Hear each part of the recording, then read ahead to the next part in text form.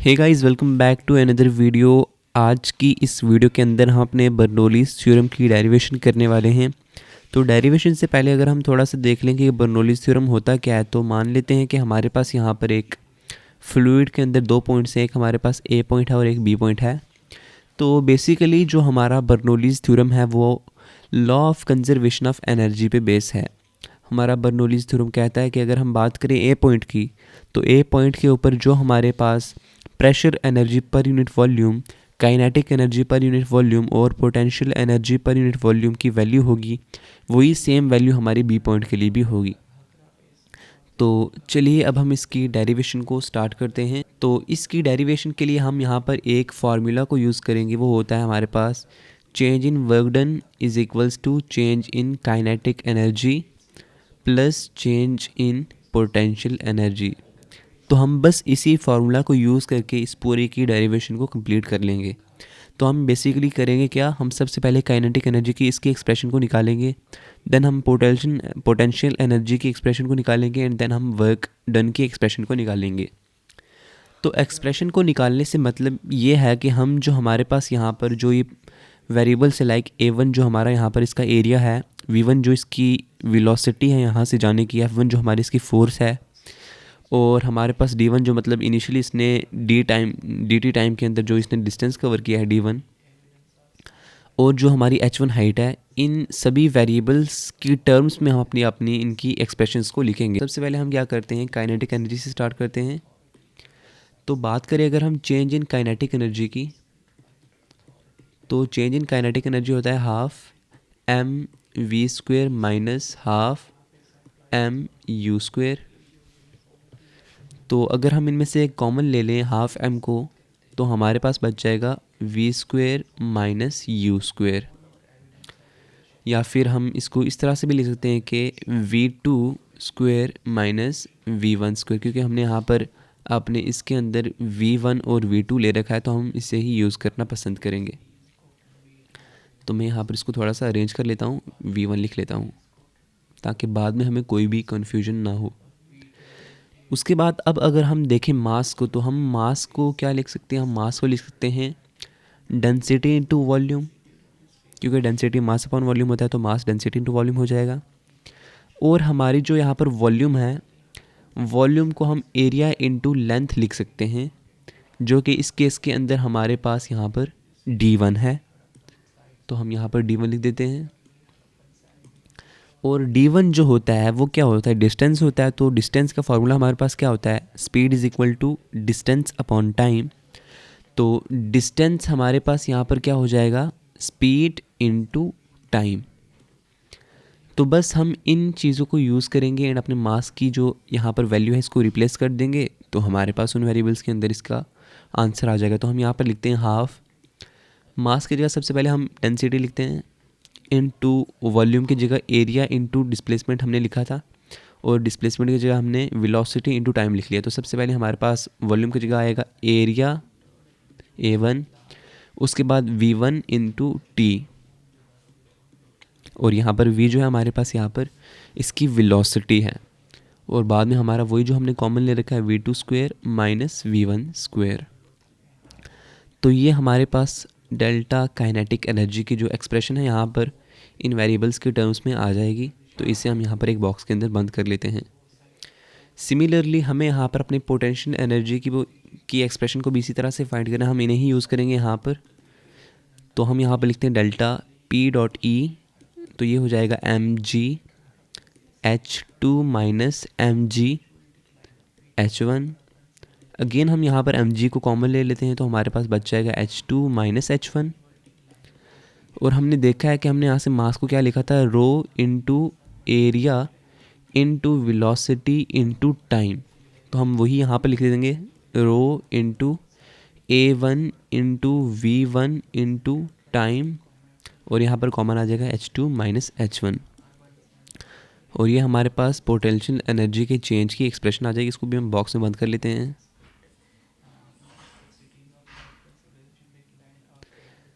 Then at last हम क्या करते हैं कि हम अपने वर्क डन की इस एक्सप्रेशन को भी निकाल लेते हैं। तो हमारे पास चेंज इन वर्क डन क्या होता है, तो सबसे पहले अगर हम वर्क डन की बात करें तो वर्क डन होता है फोर्स इनटू डिस्प्लेसमेंट।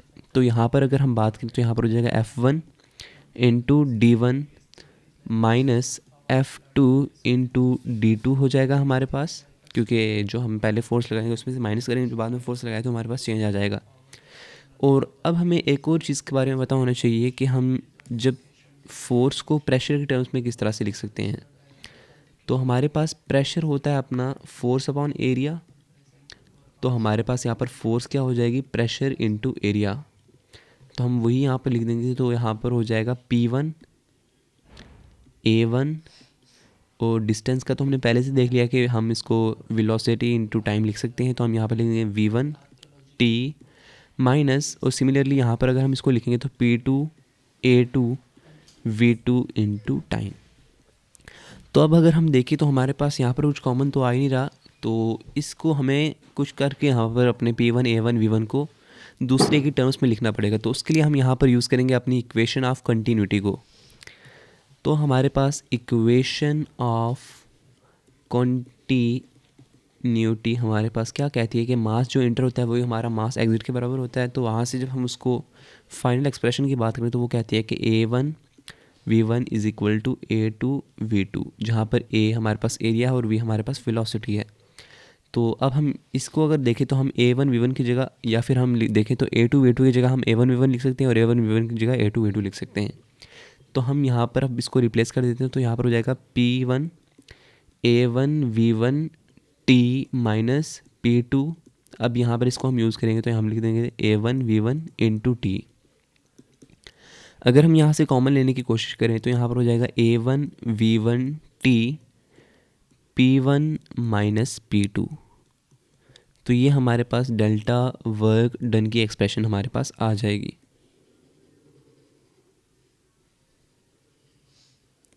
तो अब हमें क्या करना है कि अब हमें इन तीनों वैल्यूज़ को अपनी जो मेन एक्सप्रेशन है इसके अंदर पुट करना है, एंड हमारे पास अपना जो बर्नौलीज़ थ्योरम है उसकी वैल्यू आ जाएगी।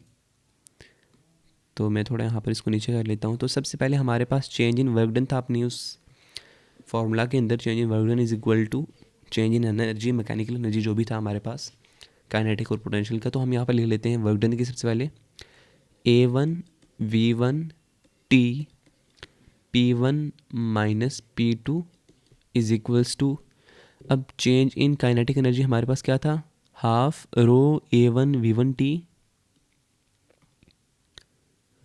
यहाँ पर था हमारे पास half rho A1 V1 T V2 square minus V1 square, और साथ में हमारे पास क्या था, हमारे पास था प्लस डेल्टा पोटेंशियल एनर्जी, तो उसकी जगह हम लिख देंगे rho into A1 into V1 into T, और यहाँ पर हो जाएगा H2 minus H1।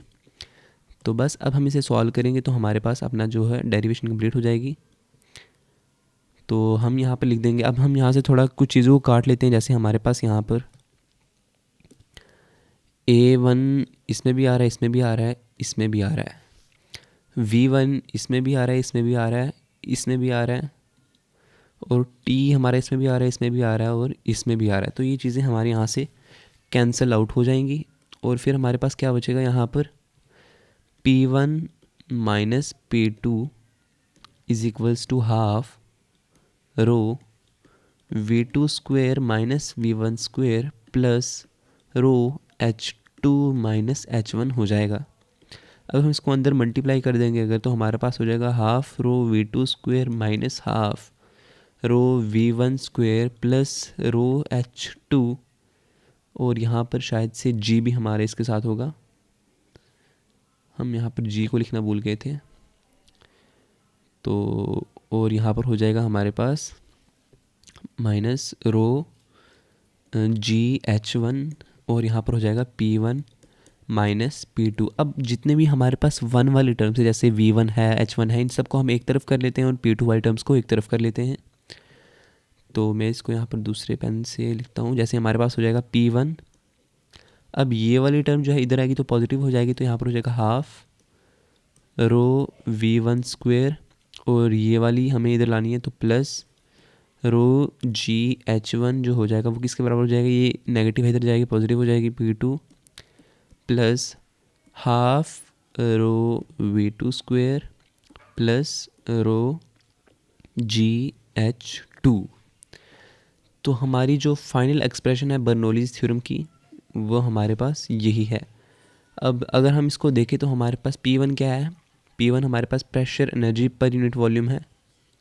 Pressure energy ये हमारे पास होती है kinetic energy per unit volume, क्योंकि हमने यहाँ पर इसको काइनेटिक एनर्जी को वॉल्यूम के साथ डिवाइड किया है तभी हमारे पास यहाँ पर सिर्फ डेंसिटी बचा है।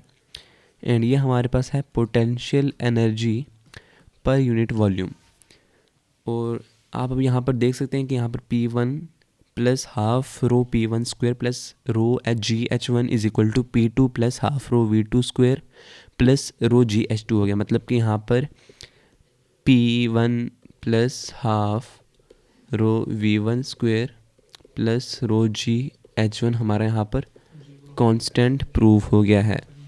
तो बस यही हमारा बर्नौलीज़ थ्योरम कहता था एंड हमने इसकी डेरिवेशन को कर लिया है। Thank you.